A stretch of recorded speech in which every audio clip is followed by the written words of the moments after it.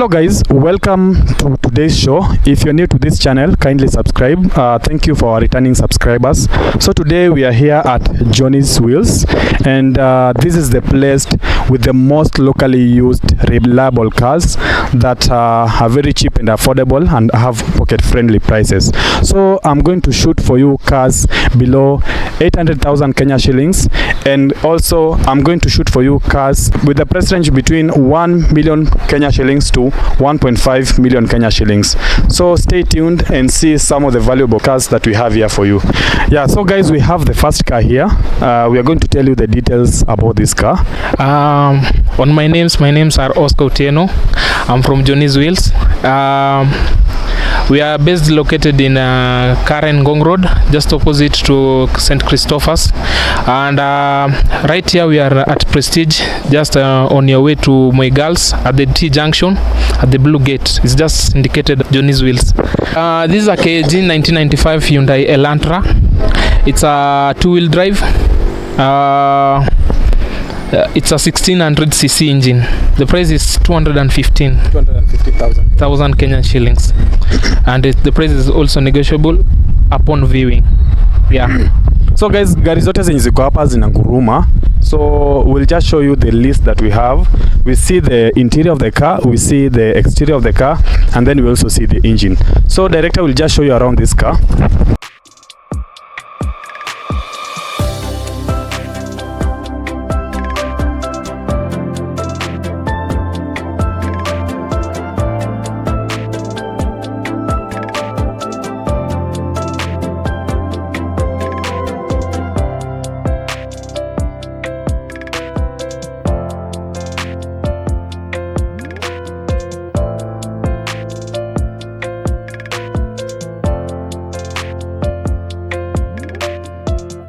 So guys, again, this is the interior of this car.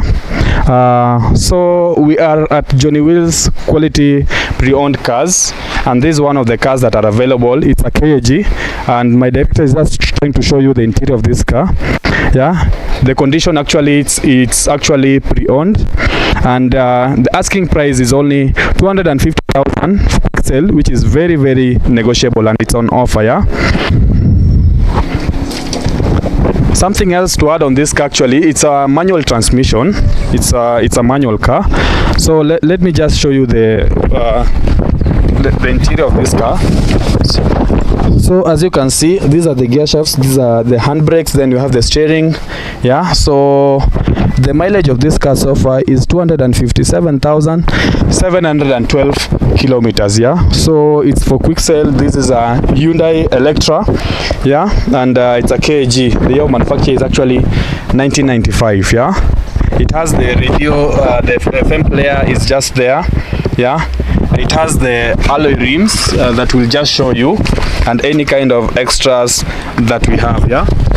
Yeah, so guys, this is a sedan Hyundai Elantra 1995 1.6, which has been produced just from January 1995 to January 2000. So according to this engine, as you can see, it has 4-cylinder petrol engines with displacement of 1.6 liters, which produces power of 114 horsepower on 6,100 RPM and torque of about just 145 Newton meters on 3,000 revolutions per minute. So we can talk about the 4-cylinder 16-valve engine, which comes with a camshaft and is driven by belt and chain. Yeah, the belt is just here. Yeah, so this engine has actually fuel injection system. It has no turbine. The engine actually meets the Euro 2 emission standard. The approximate engine life expectancy or mileage until serious repairs are required for this engine is between 270,000 and 450,000 kilometers. The engine life can actually be longer or shorter depending on the maintenance, on how you maintain this car. Yeah? So this Hyundai Elantra 1.6 engine oil type is 5-wheel 40, and oil capacity is actually around 4 liters. It has actually front wheel drive, forward drive, and manual gearbox with 5 gears. This 1995 Hyundai Elantra accelerates to speed of 100 kilometers per hour in 11.2 seconds. The maximum speed of this car is actually 190 kilometers per hour. So about the fuel consumption of this car, it actually consumes 8.7 liters per 100 kilometers. That is around 11.5 kilometers per liter. So this is the most fuel efficient Hyundai Elantra 1995 to 2000 version, where the fuel consumption in the city is actually around 10.7 for 100 kilometers, highly fuel economy. So the fuel tank capacity is actually 55 liters, or you can also say the 15.53 gallons, which gives a mileage of up to 620 kilometers without refueling in urban cycle, and even up to 820 kilometers on the highway. So guys, that's just it about this car. That's the engine, and that is just everything. Yeah, so guys, this is another white car, as you can see. The location is also at Johnny Wheels. Actually, this car is a Nissan. Yeah, it's actually available for sale. And let me just give you the details about this car. This is a Nissan TEANA. Yeah, the year manufacture is actually 2011, a KCR. It has a white exterior, as you can just see. It has, we'll just show you about the interior, but it has the beige fabric interior of this car, and it also has the alloy rims. I think you can just see the alloy rims that are there. Yeah, the alloy rims. And it has also, the exterior has the fog lights. The fog lights are here. It has the fog lights, yeah. So we are going to show you what we have, and I hope you like it. So director just showed them around the car as we give them any extras about this car. So guys, this exterior of this car, it has that white exterior, yeah. It has the alloy rims, yeah.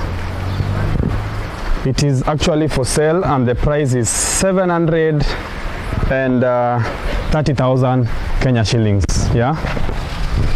So just tell us what you think about this car. This is actually the boot. So this is the interior of this car, yeah, as you can see. It has actually the beige fabric interior. The interior, you can see the seats. It actually has the power seats, and look at this. It also has the AC. If anyone wants to control how hot or cold the interior of this car is, you can actually use these ACs. At 730,000 Kenya shillings, you can actually get this Nissan TEANA, okay? Sawa. So we'll just show you the front.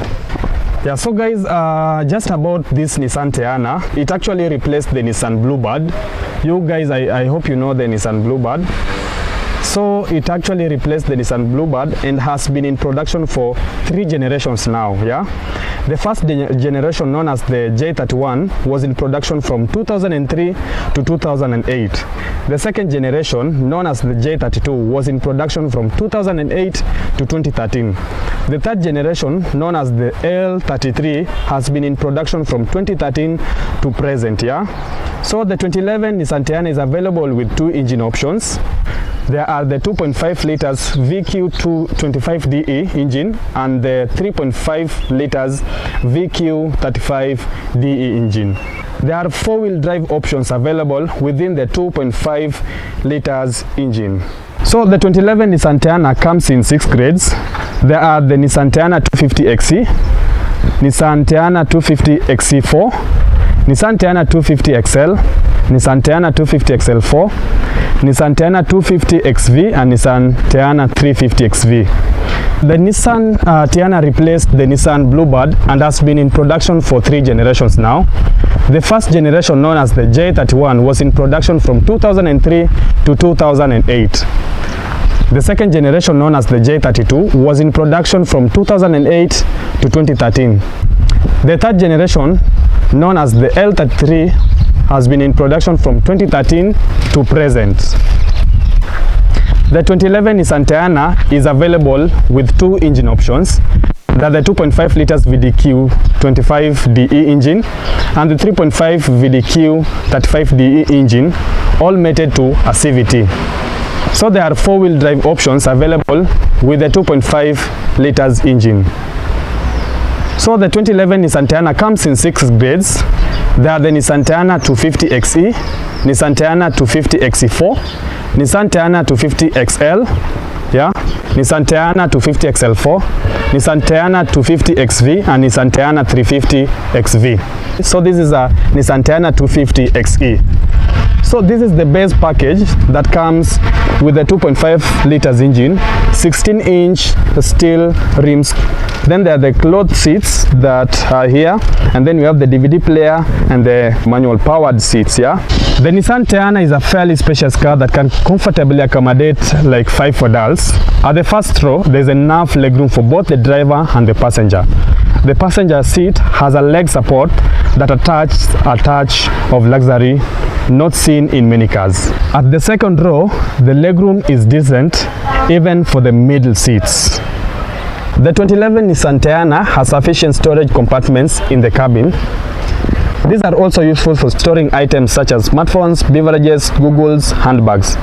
At the first row, there are 2 cup holders, door panel storage, a storage shelf below the dashboard, a glove box and console box. For the second row, the storage is on the front seat, jacket pockets, and 2 cup holders on the armrest. The boot is also accessible through a door in the armrest compartment.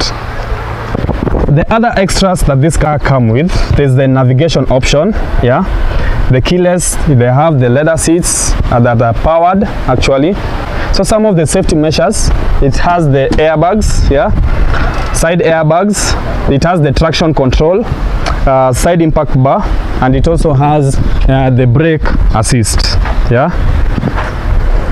This 2011 Nissan TEANA 2.5 liters consumes 12.0 kilometers per liter on average. 2011 Nissan TEANA 2.5 accelerates from 0 to 100 kilometers in 8.9 seconds. The fuel tank capacity of this car is 70 liters. 2011 Nissan TEANA 2.5 consumes 12.0 kilometers per liter on average. It can attain 0 to 100 kilometers per hour in 8.9 seconds. The fuel capacity of this car is 70 liters. Nissan TEANA has a ground clearance of 5.7 inches, that is just around 145 millimeters. This is a very low car by Kenyan standards and it will not clear speed bumps. Yeah, it might be necessary to modify the ground clearance to just adjust the car for Kenyan roads. I want to tell you about the stability and the handling of this car. The Nissan TEANA is an enjoyable car to drive. At speeds above 150 kilometers per hour, it feels reassuringly stable and holds the road pretty well. At 5,000 kilometers, it requires air cleaner, oil filter, and the engine oil. At 10,000 kilometers, it requires air cleaner, oil filter, plugs, front brake pads, rear brake pads, ATF oil, and engine oil. Let me tell you about the spare parts availability, their cost, and where just to buy them. So the service parts are very affordable and widely available in Kenya. Body parts can be expensive depending on the availability. In Nairobi, most spare shops in industrial area and Kirinyaga Road stock their parts. The driving conditions in Kenya are significantly different from those in Japan and Europe. Reliability reviews done for those markets largely do not apply to the Kenyan market. There are differences in roads, fuel, climate, spares, and technical expertise. To give you accurate and reliable local insights, we interview experts such as mechanics and car dealers who have in-depth knowledge of the Kenyan market. We also tested the cars ourselves. Our aim is to give you the right information to enable you make an informed decision when buying this car. The Nissan TEANA is a reliable car when maintained as per the owner's manual. However, if poorly maintained, it can develop some major problems, one of which is transmission failure caused by bad quality automatic transmission fluid. Engine failures have also been reported by some owners attributed to the maintenance. Always follow the recommended guidelines as the owner's manual. Yeah. The resale value of this car is actually very low. Let me tell you about the Nissan TEANA competitors. It has competitors such as the Toyota Mark, the Audi A4, we have Mercedes C-Class and the BMW 3 Series. What I like about this car is the spacious interior, the excellent exterior design, the front passenger recliner seat with the leg rest. And what we don't like about this is the beige leather gets dirty easily, and the LCD touchscreen can be unresponsive at some time, and also the small boot. So in conclusion, the 2011 Nissan TEANA is a cheap alternative to the expensive German salons. It's got a spacious and luxurious interior that can rival some of these brands.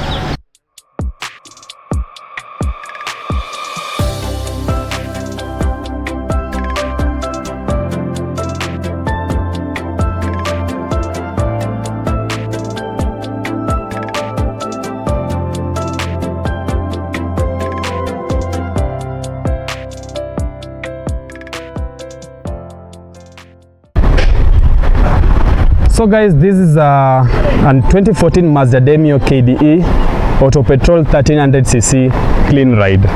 Yeah. So it's white in color. It has 5 doors. It's also a 2-wheel drive. Top speed of 180 kilometers per hour. So the financing arranged up to 70% of this car. You can also trade in this Mazda 2014 KDE.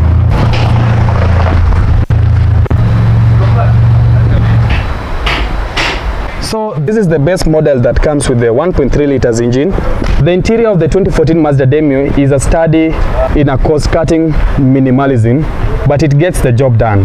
The front seats are comfortable and offer sufficient legroom for larger adults, although most will miss the non-existent telescoping steering wheel and center armrest. With the rear seats in place, cargo space is 13.3 cubic feet, which is tiny for a hatchback. The 2014 Mazda DEMIO successfully combines the zoom-to-zoom personality with a basic smooth exterior design. Even several years after its debut, it still appears modern and holds up well. However, its modified grinning grille and front end are no longer in accord with Mazda's more modern and daring trapezoidal grille forms. The sculpted front end sweeps upward into lines that anchor the big window area.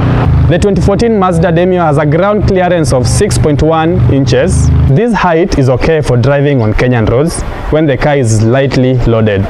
When fully loaded, it may not clear some speed bumps.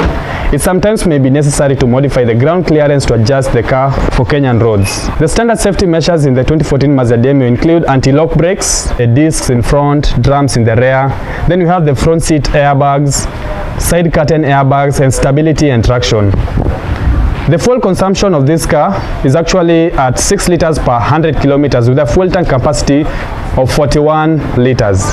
The 2014 Mazda DEMIO takes 11.5 seconds when accelerating from 0 to 100 kilometers per hour. When you talk about the service intervals, we have the minor service and we have the major service. The minor service is at around 5,000 kilometers, and this requires only an air cleaner, oil filter, and engine oil. The major service is at 10,000 kilometers. This one requires the air cleaner, oil filter, the fuel filter, ATF filter, cabin filter, plugs, front brake pads, rear brakes, ATF oil, and engine oil.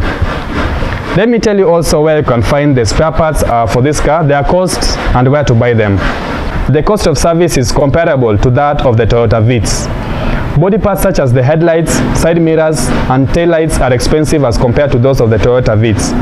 Overall, the Mazda DEMIO is not an expensive car to maintain, and you should not worry about the cost of maintenance. The resale value of this car is actually good, and some of the competitors of this Mazda DEMIO are the Honda Fit, Toyota Vitz, Volkswagen Polo, Nissan Note. For a detailed comparison, refer to the Mazda DEMIO buyer's guide. So what did we like about this car? We like this car because of its great fuel economy. It's also easy to maintain. It has a good functional interior. In conclusion, the Mazda DEMIO is an appealing option for individuals seeking a fuel-efficient vehicle for personal or professional use. It is a dependable hatchback with few problems and outperforms most of its competitors, such as the Toyota Vitz and Honda Fit. Yeah, so guys, we have Toyota Isis KBV. This is an auto petrol 1800cc 7-seater car. The year of manufacture is actually 2006. The condition is actually pre-owned, and the asking price is 595,000 Kenya shillings. The Toyota Isis was in production for a single generation that spanned 13 years from 2004 to 2017. So for this car, it's a 2-wheel drive. The Toyota Isis can accommodate 7 passengers in a 3-row configuration. The legroom is excellent on the first and the second rows. The third row is somewhat smaller than the rest, but still better than most of its competitors, such as the Nissan Lefesta and the Subaru Exiga. At the first row, there are 4 cup holders. There's a door panel storage. And at the second row, there are 2 cup holders in the armrest compartments.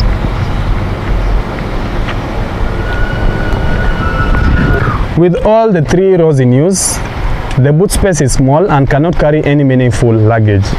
With the third row seats folded up, the boot space is really big, as you can see. Additionally, the second row seats can be folded flat into the floor to create an even bigger space.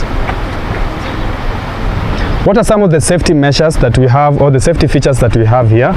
We have airbags, curtain airbags, side airbags, and the exterior design of this car has a boxy exterior, but not as tall as the Noah. The higher grades come with alloy rims and fog lights. So this consumes 15.2 liters per kilometers. The acceleration speed is at 11.9 seconds for 0 to 100 kilometers per hour. The fuel tank capacity for this car is actually 60 liters. The 2013 Toyota Isis has a ground clearance of about 6.2 inches, which is shy of the minimum recommended clearance of 6.5 inches for Kenyan roads, and it may be necessary to make some height adjustment to avoid scrapping speed bumps. Let me tell you about the stability and handling of this car. The Toyota Isis is an easy car to drive that handles the corners well, and the steering is light. The 1.8 liter engine takes a bit too long to accelerate and tends to be noisy under full road. The 2.0 liters engine is more powerful, and the difference is noticeable. There are two service intervals. We have the minor service and the major service. At 5,000 kilometers, it requires air cleaner, oil filter, and engine oil. At 10,000 kilometers, it requires air cleaner, the oil filter, fuel filter, the cabin filter, plugs, front brake pads, rear brake pads, and the engine oil. As is common practice, most parts are widely shared with other Toyotas. Mechanical parts and other service parts are easily available in major towns in Kenya. Body parts are easy to find in Nairobi, but can be difficult to find in other towns. Most spare shops in industrial area and Kirinyaga Road stock some of these parts. The driving conditions in Kenya are significantly different from those in Japan and Europe. Reliability reviews done for those markets largely do not apply to the Kenyan market. There are differences in roads, fuel, climate, spares, and technical expertise. It also has the spacious doorway, the ample legroom. Affordability is also good. What we don't like about this car is actually the low ground clearance. In conclusion, the Toyota Isis is a very practical van that is ideal for people with large families. It's a reliable car with minimum issues, and it can run for many years if properly maintained. It's more spacious and practical when compared to its close rivals such as the Nissan La Festa, MAZDA Primacy, and Subaru Exiga. The large electric sliding doors make it a practical car for people with children and for loading luggages. So guys, we have a 1999 Mercedes-Benz A160 KX, which is automatic. It uses petrol, and the engine capacity is 1600 cc. This car is available, and the price is 390,000. The offer price is 385,000 Kenya shillings. It's black in color. The top speed is 240 kilometers per hour. The Mercedes-Benz A-Class is a luxury subcompact that has been in production for 4 generations since 1997. In the first 2 generations that lasted from 1997 to 2013, it was a tall, boxy car that many people compared to a delivery van. This changed in 2013 when Mercedes redesigned it entirely and came up with a masterpiece that is now firmly on top of its class. The third generation A-Class comes with a mix of 4 engines, both petrol and diesel. These are all linked to either a 7-speed 7G DCT automatic transmission or a 6-speed manual transmission, and available on 2-wheel drive front. The A-Class is a spacious and roomy hatchback that feels as spacious as the C-Class. At the first row, both seats have excellent legrooms and can comfortably accommodate tall people. At the second row, the legroom is similarly good, and tall people will find it comfortable. It has a long bonnet which makes it look big, and the LED headlights with daylight running lights add a touch of class. Service parts for the A-Class are fairly priced and available in major towns in Kenya. Body parts are expensive and not as easily available even within Nairobi. When it comes to Mercedes-Benz, proper maintenance is critical to its long-term reliability and longevity. If well maintained, the A-Class can run for years without problems, but if you skimp on maintenance, things can get nasty.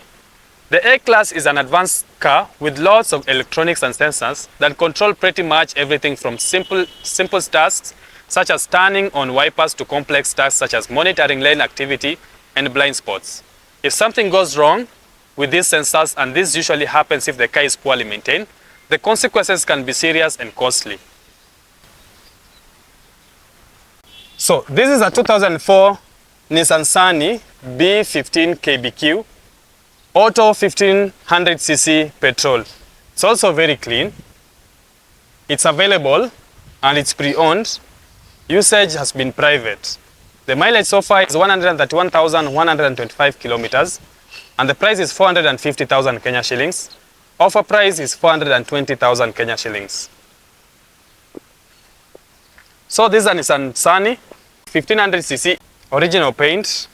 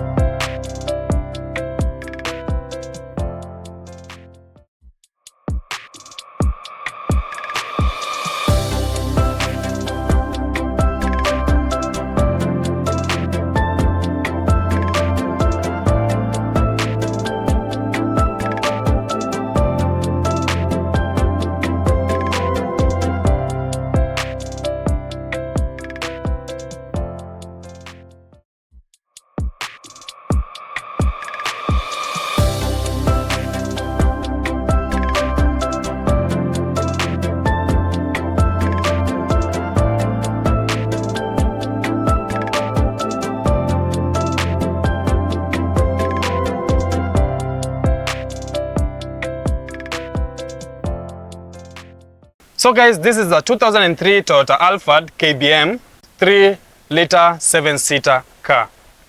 So this car is available and the price is 700,000 Kenya shillings. The offer price is 690,000 Kenya shillings. So this car is for quick sale and financing are arranged up to 70%. It's 2003 KBM auto petrol 3000 cc. It has the white exterior and it has grey fabric 7-seaters. It also has the alloy rims and some of the fog lights. The Toyota ALPHARD was introduced to the Japanese market in 2002 as a direct competitor to the Nissan Elgrand. There is so much flexibility in the ALPHARD's seating arrangements. Straightforward 3 rows and a boot space big enough for a chest freezer are all possible.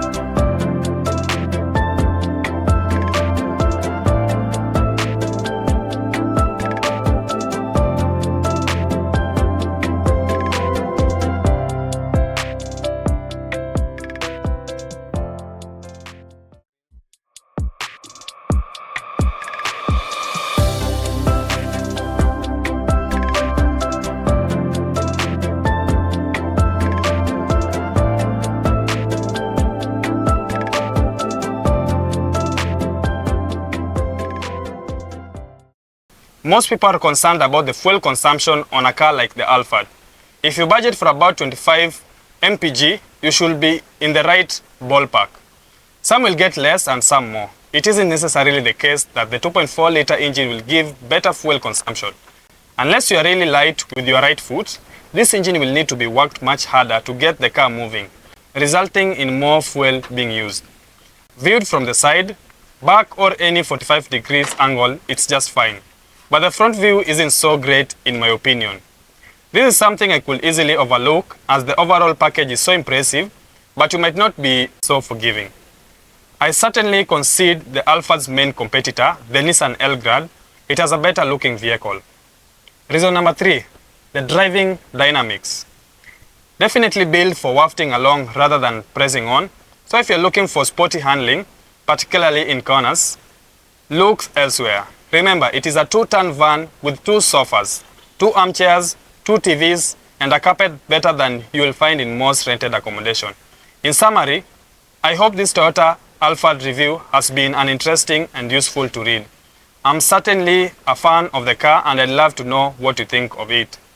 If the ALPHARD is a bit too much for you, but you want a similar type of vehicle, have a look at a Toyota Noah.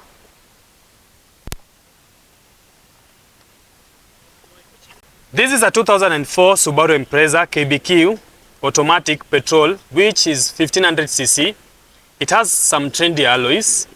So the car goes for 495,000 Kenya shillings, but the offer price is 475,000 Kenya shillings. The exterior is actually blue and the interior is grey fabric. The Subaru Impreza is offered both as a saloon and a hatchback. The saloon is known as the Anesis, whilst the hatchback is simply known as the Subaru Impreza. It competes with the Volkswagen Golf, Toyota Auris, Mazda Xela, Nissan TEANA and Mitsubishi Lancer Evolution. Under the bonnet, the 2011 Impreza comes with 3 engine options. They are the 1.5 liters EL15 engine, the 2.0 liter EJ20 engine, and the 2.5 liter EJ25 engine. The transmissions available are a 4-speed automatic, a 5-speed automatic, a 5-speed manual, and a 6-speed manual resident in the WRX STI. The Impreza is offered in both 2-wheel drive and 4-wheel drive. This generation of the Impreza is longer and wider than previous generations. It offers better legroom and interior space. At the first row, there is sufficient legroom for tall people and the seats have a long horizontal adjust that creates extra space when needed. There are several compartments in the cabin that are useful for storing items such as beverages and handbag. At the first row, there are 2 cup holders, door panel storage, a storage shelf below the dashboard, a glove box and the center box. For the second row, the storage is on the front seat jacket pockets.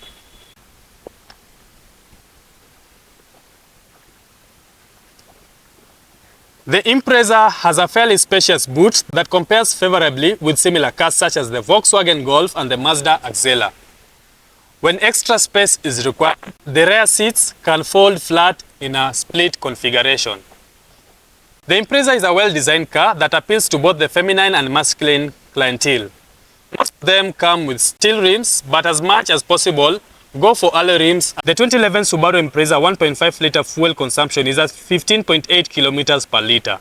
The Subaru Impreza 1.5 liter accelerates from 0 to 100 kilometers in 13.9 seconds. The fuel tank capacity for this car is 60 liters. The 2011 Subaru Impreza has a ground clearance of 6.1 inches, just about 155 millimeters. This is slightly below the minimum recommended ground clearance of 6.5 inches for Kenyan roads, and it may not clear some speed bumps. It might be necessary to modify the ground clearance to adjust to the Kenyan roads. The Subaru Impreza handles the road very well and is a pleasant car to drive. Around corners, it feels reassuringly stable even when you enter at high speed. The only grip I have with the Impreza is the sluggish acceleration on the 1.5 liters models. When you floor the accelerator and in urgent need for speed, the car will take ages to gain a meaningful momentum. I think this is down to its heavy body weight, good for stability and bad for acceleration. On the other hand, the 2.0 GT is an accelerative car. You floor the throttle and the car whips you back into the seat like an aircraft on takeoff. Of course, there's the 2.5 liter beast in the name of WRX STI, but that's a story for another day. 5,000 kilometers for minor service and 10,000 kilometers for major service, where you have to replace the air cleaner, oil filter, fuel filter, the pads, the brake pads, and also the engine oils. The service parts are very affordable and widely available in Kenya. Body parts can be expensive depending on availability. In Nairobi, most spare shops in industrial area stock these parts. The Subaru Impreza is a reliable car with minimal issues. Some of the most commonly reported issues by owners here in Kenya are the steering pump failure, transmission failure, steering rank failure. With proper maintenance as per the owner's manual, these issues can be avoided. The resale value of the Subaru Impreza is actually good. Subaru Impreza competitors are like the Volkswagen Golf, Toyota Auris, Mazda Axela, Nissan TEANA and Mitsubishi Lancer. What we like about the Subaru Impreza, it has good quality build, it has a spacious boot, some off-road capability in the four-wheel drive models. What we don't like is the sluggish acceleration on the 1.5 liters model. In conclusion, the Subaru Impreza is an excellent family car that is best suited for urban dwellers. Even though it's not a true economical car, it still manages to return some decent kilometers per liter. It is a reliable car with minimal issues and lasts long when properly maintained. Compared to its rivals such as the Volkswagen Golf, Mazda Axela and Toyota Auris, it is a more compelling purchase, particularly because of the symmetrical all-wheel drive found in some models.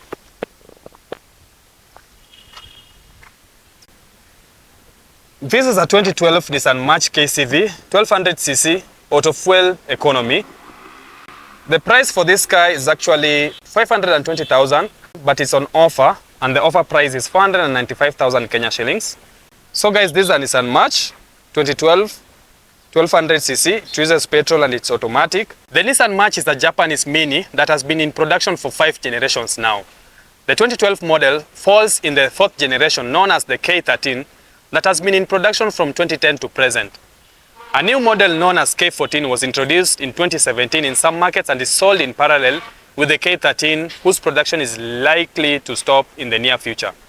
The 2012 Nissan March is offered with a 3-cylinder 1.2 liters HR12DE engine that is linked to an Xtronic CVT transmission.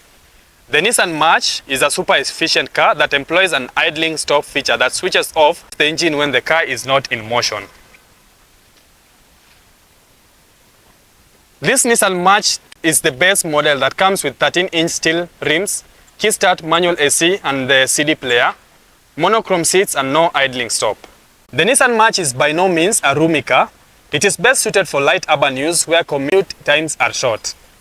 At the front row, the driver's seat offers minimal horizontal movement and is not ideal for tall people. The passenger seat offers better legroom and can seat a tall person. At the rear, the seats are modestly spaced. There are several storage compartments in the cabin that are useful for storing items such as the beverages and handbags. At the first row, there are 2 cup holders, door panel storage and a glove box. For the second row, there is 1 cup holder and front seat jacket pockets. The boot is small, but when extra space is required, the rear seats can fold flat. The exterior design is conservative with a similarity to the Mini Cooper. The 2012 Nissan March 1.2 liter fuel consumption is at 26.0 kilometers per liter. The 2012 Nissan March 1.2 liters accelerates from 0 to 100 kilometers in 13.9 seconds. The Nissan March fuel tank capacity is 41 liters. The 2012 Nissan March has a ground clearance of 4.6 inches, which is 117 millimeters. This is way below the minimum recommended clearance of 6.5 inches for Kenyan roads. It is necessary to modify the ground clearance to adjust the car to the roads. This generation of the Nissan March handles much better than previous generation due to the lowering of the ground clearance and an increase in the wheelbase.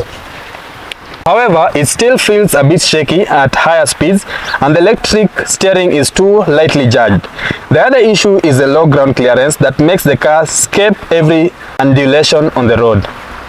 The service interval is also at 5,000 kilometers and 10,000 kilometers with the services of the front brake pads, rear brake pads, ATF and the engine oil. Service parts for the Nissan March are affordable and widely available in Kenya. Body parts can be difficult to find outside of Nairobi. Most spare shops in industrial area stock these parts. The Nissan March is historically a reliable car on the mechanical side. However, its major fault has always been on the body construction. After a few years of use on our bumpy roads, the body tends to rattle a lot. The 2012 generation is still new in its market and will give it some time to judge whether Nissan has tightened things up. We like it for the excellent fuel economy, the practicality of the car, the affordability to buy. What we don't like is actually the low ground clearance. In conclusion, the Nissan March is a practical car that can get you from point A to point B in the cheapest way possible. The idling stop functioning that switches off the engine when the car is not in motion is an incredible, useful feature, particularly for urban commuters who spend hours in traffic. The ground clearance is an issue that you will need to resolve if you're buying it directly from Japan. This car also has the tinted windows and the glasses, if you can see. The Toyota PROBOX is a light commercial vehicle that was introduced to the Japanese market in the mid-2002. It is one of the best-selling cars in Kenya, and it has been widely adopted for both commercial and private use. The name PROBOX simply stands for Professional Box, and it's largely the same as the Succeed Save for every minor differences. Later in this review, we will highlight those differences. So the 2015 PROBOX is available with two engine options. They are the 1.3 liters INR FE engine and a 1.5 liter 1NZE FE engine, which all are linked to a Super CVT I transmission and available in the two-wheel drive or four-wheel drive 1.5 liters engines only. The Toyota PROBOX is strictly made for commercial use, and comfort is therefore minimal, if not non-existent. All windows are manual and seats are made of a waterproof steel material. At the first row, the seats are midly comfortable with fixed headrests. There is sufficient legroom here and for tall people. At the second row, space is tight and tall people will find it uncomfortable. The three-seater bench is really meant for carrying people at short distances. Anything longer than an hour is going to be agony. The boot space for the Toyota PROBOX is very impressive. The rear seats have been squeezed to free up space for the boot. The only thing is that Kenyans use the boot for wrong reasons. Unapata hapa nyuma sasa watu wanakalia, passengers wanakalia wakisafirishwa instead of mizigo. So the rear seats have been squeezed to free up the space for the boot. The boot is covered in a waterproof plastic material that is ideal for carrying heavy luggages, not people. The rear seats can fold flat to create more space when required. The Toyota PROBOX is a very basic car that comes with 13-inch steel rims, halogen headlamps, and no fog lights.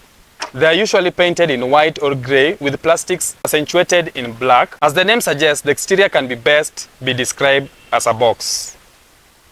Let me tell you about the fuel consumption of this car. The 2015 Toyota PROBOX 1.3 liters fuel consumption is at 19.9 kilometers per liter. Yeah. The acceleration speed is from 0 to 100 in about 12.8 seconds. The fuel capacity of this tank and the car is 50 liters. The ground clearance is about 6.1 inches, which is about 155 millimeters. This is okay for the Kenyan roads when used lightly. However, for the heavy loading, it might be necessary to increase the ground clearance. The Toyota PROBOX has greatly improved in terms of handling and overall driving dynamics. The CVT transmission is smooth and fluid, which provides for a more compliant ride. The minor service for this car is at 5,000 kilometers, which requires the air cleaner, oil filter, and the engine oil. Major service is at 10,000 kilometers, which requires the air cleaner, oil filter, cabin filter, plugs, the brake pads, the engine oil. The Toyota PROBOX is a very cheap car to maintain. Spare parts are widely available and affordable. We had visited earlier several Toyota spares shops in Nairobi, and we were able to quickly find the parts we wanted. The resale value of this car is actually also very good.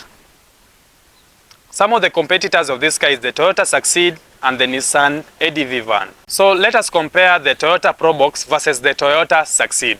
All parts are intangible. Yeah, you can change the parts.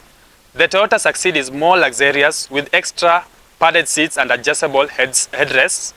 The Toyota Succeed has electric windows. The Toyota Succeed has reverse lights on the tailgate. The Toyota Succeed is heavier. In conclusion, the Toyota PROBOX has greatly improved both mechanically and aesthetical while still retaining its desirable features such as its utility and reliability. It's ideal for commercial use and it's one of the best in its class. It's ideal for small businesses. It's actually cheap to maintain. It has excellent fuel economy and it's very affordable. If you have any question, just comment. Yeah, so guys, this is another car that we have. This is a 2008 Subaru Forester KCF. So actually the catalogs of this car, they have been sent to me on my phone, so that's why I'm reading my phone. But just this is the car. It's gray in color. So just see around the car. It's actually available, and the asking price is 1,280,000 Kenya shillings. Yeah. So it's actually silver, and it has the doors. They have 5 doors. It actually uses petrol, and it's a 4-wheel drive. The engine capacity of this car is 2000 cc, and it has the automatic transmission. It has a top speed of 180 kilometers per hour.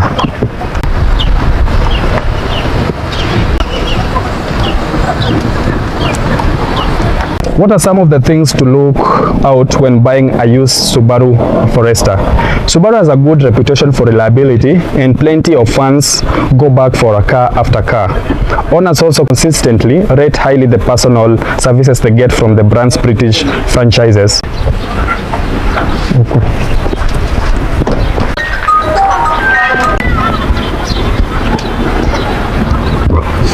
So this is a 5-seater car, as you can see. It's Japanese SUV.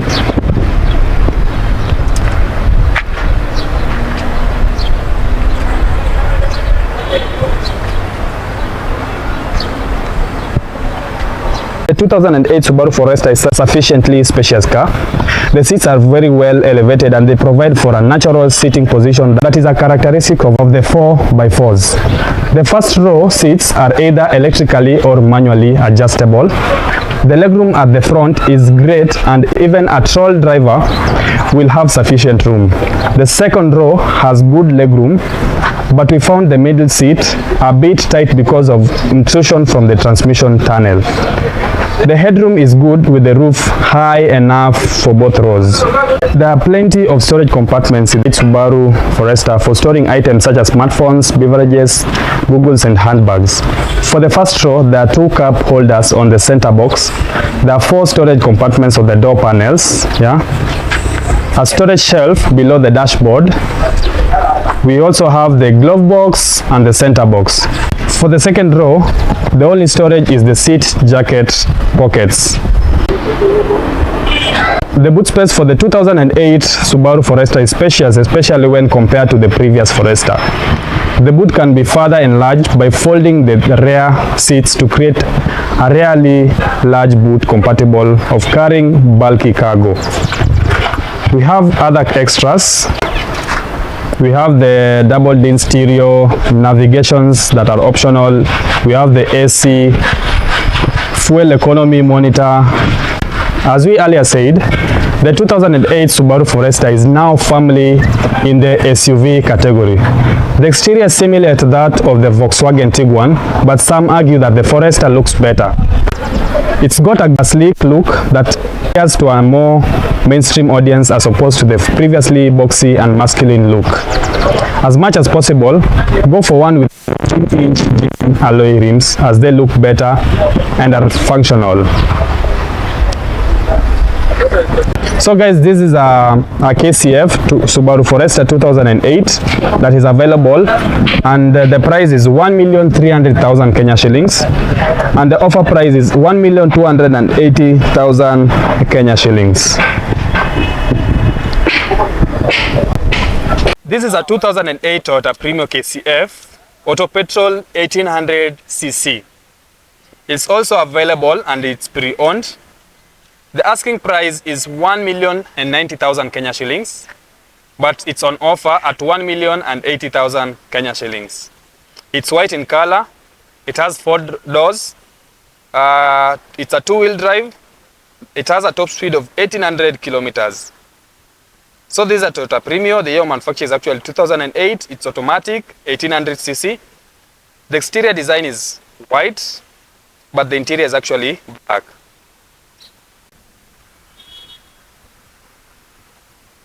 The Toyota PREMIO was introduced to the Japanese domestic market in 1996 and was known as the Toyota Corona until 2000, when it split from the Corona lineup. The Toyota PREMIO and the Toyota Allion were then introduced to the market in 2001 as a new lineup.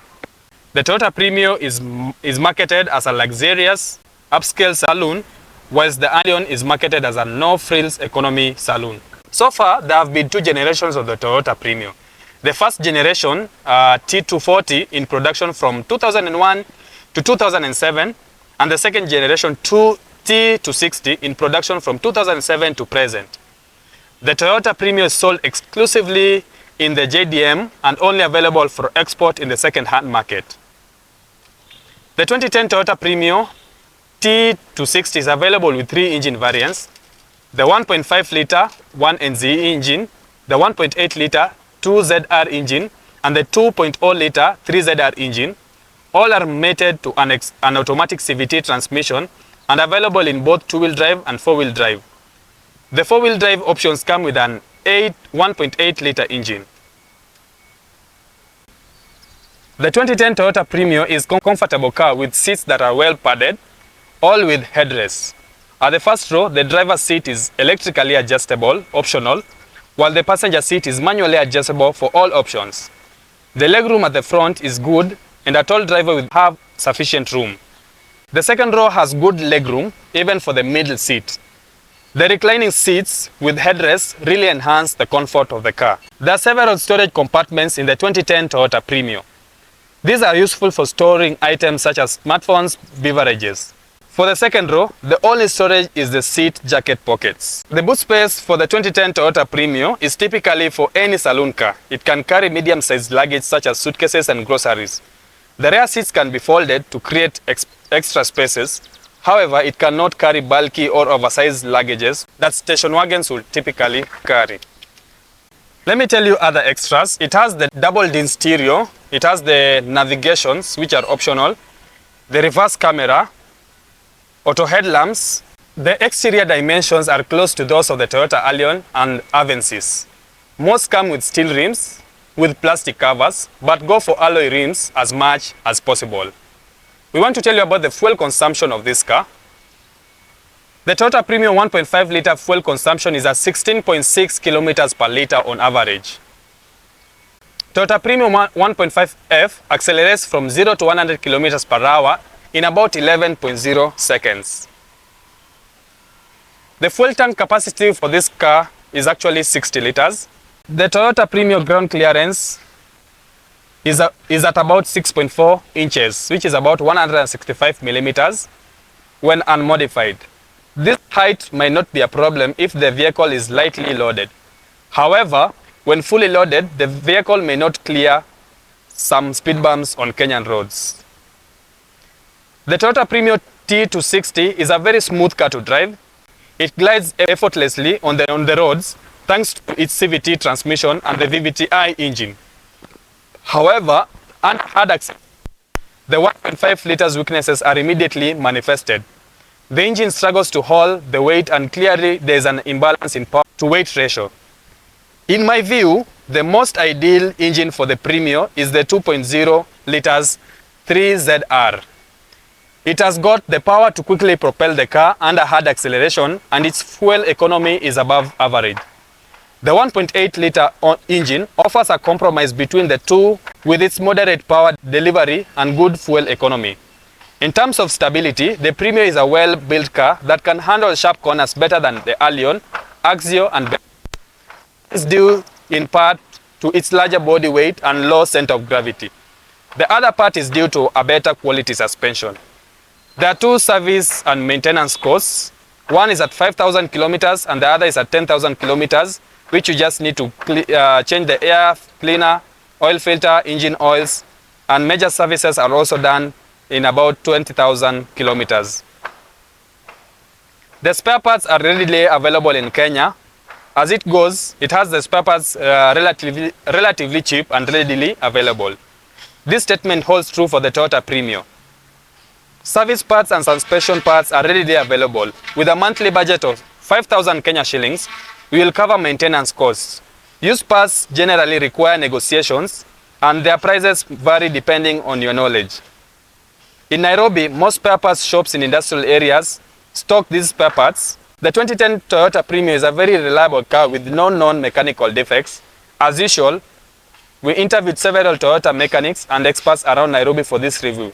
They particularly praised the 1.5 liters 1NZ FE engine as being a reliable workhorse with bulletproof reliability.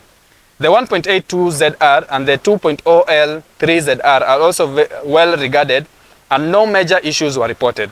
These engines can clock high mileage without skipping a beat. One particular concern is around the CVT gearbox that is sensitive to poor quality ATF. The general recommendation is to avoid using cheap ATF as this will definitely kill the gearbox in the long run. Always follow the recommended guidelines as the owner's manual. The resale value for this car is very good. It's at 800,000 Kenya shillings. We like the top-notch reliability, excellent fuel economy, affordable parts, good cabin comfort. We do not like the cheap steel rims on lower grades. In conclusions, the Toyota PREMIO is a reliable, economical car with cabin comfort that approaches German levels. The dashboard is minimalistic and somewhat plain, but the wood trim adds some touch of class. I found the price tag to be high for the car of its class, but understandably so due to its strong demand. Given its good fuel economy and affordable parts, I guess it makes some long-term sense as you might recoup through this. The PREMIO also commands a strong resale value in the Kenyan market even after many years of use. Other models such as BMW, Mercedes, and Subaru do not retain such a strong resale value. Hello guys, so as we're coming to the end of the show, we've shown you so many cars that are here. So if you want these cars, just contact me. If you want any of these cars, just contact me. My number is in my bio, the YouTube bio. Just contact me and I'll show you where you can find these cars, okay? And I hope that today we've given you quite an insight on some of these cars. Even if it's not just buying it, we've given you an insight of where you can actually purchase some of these cars. So as we come to the end of the show, kindly subscribe to our channel and also recommend our channel to your friends and relatives. If your wife, your girlfriend, your man, you've not subscribed, just subscribe to our channel. Until we see you next time. Thank you.